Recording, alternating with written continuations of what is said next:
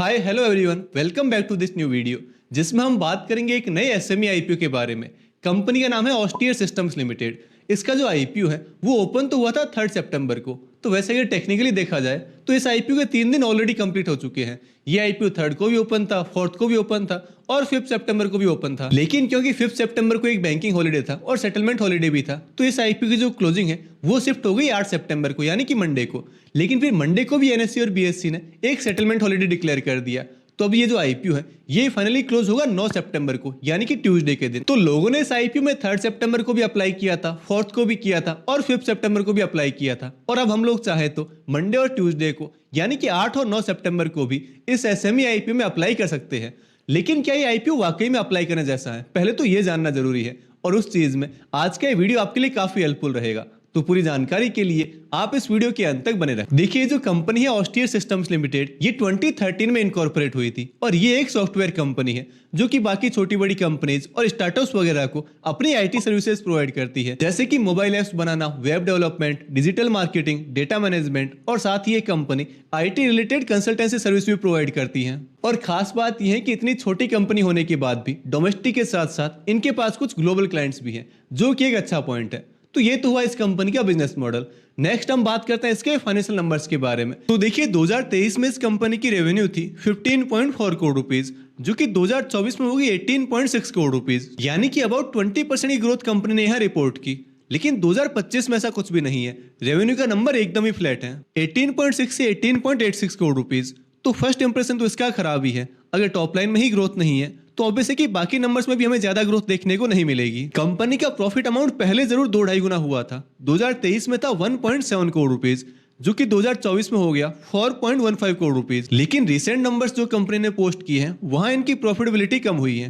पहले तो था 4.15 करोड़ रुपीज, लेकिन अभी 2025 में इस कंपनी ने 4.01 करोड़ रुपीज का प्रॉफिट ही अर्न किया है। तो टॉप लाइन तो इस कंपनी की एकदम ही फ्लैट है और बॉटम लाइन में तो हमें थोड़ी बहुत गिरावट ही देखने को मिली है, जो कि एक अच्छा साइन बिल्कुल भी नहीं है। हालांकि ये एक अच्छा पॉइंट है कि इस कंपनी का डेट अमाउंट ज्यादा नहीं है। अभी इन्होंने बस 48 लाख रुपीस का ही लोन ले रखा है, जो कि इनकी 8.62 करोड़ रुपीस की रिजर्व अमाउंट के सामने तो कुछ भी नहीं है। ये जब चाहे तो अपने इस लोन का रिपेमेंट करके एक डेट फ्री कंपनी बन सकते हैं। अब नेक्स्ट अगर मैं आपको बताऊं इस कंपनी के रिटर्न रेशियोज के बारे में, तो बीइंग आईटी कंपनी इसके रिटर्न रेशियोज तो अच्छे होने ही है। कंपनी की आरओई यानी कि रिटर्न ऑन इक्विटी तो है 32% और रिटर्न ऑन कैपिटल एम्प्लॉयड है 33%। हालांकि ये एक बहुत ही छोटी साइज की कंपनी है। आईपीओ की अपर प्राइस पॉइंट के अकॉर्डिंग इसकी जो मार्केट कैपिटल है वो महज 57.63 करोड़ रुपीज है। और ये जो कंपनी है ये अपने इस आईपीओ में 14 का पी रेशियो डिमांड कर रही है, यानी कि प्राइस टू अर्निंग रेशियो, जो कि अगर इसके पीयर ग्रुप से कंपेयर करें तो काफी हद तक रीजनेबल है। इसे हम ओवर वैल्यूड नहीं कह सकते। पर देखिए, ऑल ओवर अगर देखा जाए तो इस कंपनी के नंबर्स बिल्कुल भी इंप्रेसिव नहीं है, एक इतनी छोटी कंपनी होने के बाद भी। और ऊपर से ये तो एक आईटी कंपनी है, लेकिन फिर भी इसमें ग्रोथ तो एकदम ही गायब है। और साथ ही ये कंपनी एक हाईली कॉम्पिटिटिव सेगमेंट में ऑपरेट करती है। ये जो अपनी आईटी सर्विसेज प्रोवाइड करते हैं वो बहुत ही जनरल और बेसिक सर्विसेज है। इस कंपनी के पास कोई मोट नहीं है। ऐसी सर्विसेज प्रोवाइड करने वाली ऑलरेडी हजारों कंपनीज मार्केट में हैं। तो नंबर्स तो इस कंपनी के उतने कुछ खास नहीं है। नेक्स्ट अगर हम इस आईपीओ की कुछ इंपॉर्टेंट डिटेल्स के बारे में बात करें, तो जैसा कि मैंने आपको पहले बताया है, ये आईपीओ 3 सितंबर को ओपन हुआ था और 9 सितंबर को क्लोज होगा। इस आईपीओ की इश्यू साइज महज 15.57 करोड़ रुपीज है, यानी कि एक बहुत ही छोटी साइज का एसएमई आईपीओ है, जो कि होना भी है। जब कंपनी की मार्केट कैपिटल ही 50 करोड़ रुपीज है तो आईपीओ भी ज्यादा बड़ा नहीं होगा। वैसे ही आईपीओ 100% फ्रेश इश्यू है और इसमें आईपीओ की प्राइस रखी गई है 55 रुपीज पर शेयर, यानी कि एक फिक्स प्राइस वाला आईपीओ है। इसमें कोई प्राइस बैंड नहीं होगा। इसका एक लॉट है 2000 शेयर्स का। तो अगर हमें रिटेल कैटेगरी में अप्लाई करना है तो हमें 2 लॉट के लिए अप्लाई करना होगा, यानी कि 4000 शेयर्स के लिए, और उसका अमाउंट होगा 2,20,000 रुपीज। वहीं अगर हमें स्मॉल एचएनआई एप्लीकेशन लगानी है तो मिनिमम 3 लॉट के लिए अप्लाई करना होगा, यानी कि 6000 शेयर्स के लिए, और उसके लिए हमें अमाउंट चाहिए होगा 3,30,000 रुपीज। और बिग एचएनआई कैटेगरी में मिनिमम क्राइटेरिया है 10 लॉट्स का, यानी कि 20,000 शेयर्स का, और उसका अमाउंट है 11 लाख रुपीज। रिटेलर्स के लिए इस आईपीओ में 35% शेयर्स, एचएनआईज के लिए 15% और रेस्ट 50% दिए जाएंगे क्यूआईबीज को,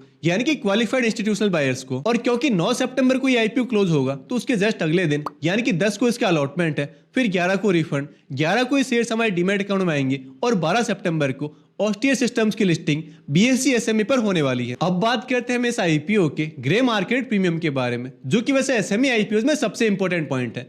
तो देखिए, इस कंपनी के फाइनेंशियल नंबर्स चाहे जैसे भी हो, लेकिन अभी ग्रे मार्केट में इसकी अच्छी डिमांड है। अभी इस आईपीओ को ग्रे मार्केट में 45% का प्रीमियम मिल रहा है, यानी कि ऑस्टियर सिस्टम्स के शेयर्स 45% के प्रीमियम पर ग्रे मार्केट में ट्रेड कर रहे हैं। तो 45% की जीएमपी वैसे एक अच्छा नंबर है, ठीक ठाक लिस्टिंग गेंस हम इस आईपीओ में एक्सपेक्ट कर सकते हैं। और इसी 45% की जीएमपी के चलते लोगों ने इस आईपीओ में काफी इंटरेस्ट भी दिखाया है। अब तक इसका retail portion 94 times, small HNI 95 times, big HNI 85 times और totally IPO 68 times over subscribe हो चुका है। तो देखिए, क्योंकि ये बहुत ही छोटी साइज का आईपीओ है, इसकी इश्यू साइज महज 15 करोड़ रुपीज है, जीएमपी अच्छी है, ग्रे मार्केट में अच्छी डिमांड है और साथ ही ये जो आईपीओ है इसकी टाइमलाइन काफी लंबी है।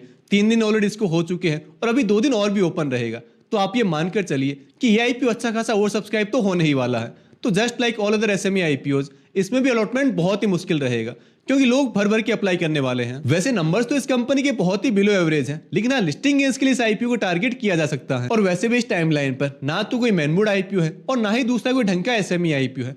तो आई डोंट थिंक इसमें अप्लाई करने या ना करने को लेकर आपको कोई कंफ्यूजन होना चाहिए। हालांकि आजकल ग्रे मार्केट में एसएमई आईपीओ को लेकर बहुत मैनिपुलेशन हो रहा है, काफी फेक जीएमपी चल रही है, तो उससे आपको बच के रहना है। सिर्फ अभी के ग्रे मार्केट प्रीमियम से एक्साइटेड होने की बजाय अगर आप लास्ट दिन तक इसके सब्सक्रिप्शन नंबर्स देखेंगे, क्यूआईबीएस का सब्सक्रिप्शन देखेंगे और ग्रे मार्केट को ट्रैक करेंगे तो एक ज्यादा इन्फॉर्म डिसीजन ले पाएंगे। यानी अगर आपको इस आईपीओ में अप्लाई करना भी है तो भी लास्ट दिन 9 सितंबर को ही करना है, तब तक तो आप इसे बस ट्रैक करते रहिए। वैसे इस आईपीओ और बाकी सब आईपीओ के ग्रे मार्केट प्रीमियम और सब्सक्रिप्शन नंबर्स की रेगुलर अपडेट्स के लिए और मैं इस आईपीओ में अप्लाई करूंगा या नहीं इसके बारे में जानने के लिए आप मेरा टेलीग्राम चैनल जरूर ज्वाइन कर लें। इसका लिंक नीचे डिस्क्रिप्शन बॉक्स में दिया हुआ है। और हाँ, अगर आईपीओ या स्टॉक मार्केट को लेकर अगर आपको कुछ भी डाउट है और उसके रिगार्डिंग अगर आपको मुझसे डायरेक्टली बात करनी है तो उसका लिंक भी आपको नीचे डिस्क्रिप्शन बॉक्स में मिल जाएगा। तो दोस्तों, अगर आपने अब तक इस वीडियो को लाइक नहीं किया है तो वीडियो को लाइक कर दें और चैनल को सब्सक्राइब जरूर कर लें ताकि आपको आगे भी ऐसी और वीडियोज मिलते रहे। और हाँ, एसएमई आईपीओज में एचएनआई कैटेगरी कैसे काम करती है, उसमें अलॉटमेंट का क्या प्रोसेस होता है, अगर आपको इसके बारे में डिटेल में जानना है तो आप ये वाला वीडियो देख सकते हैं।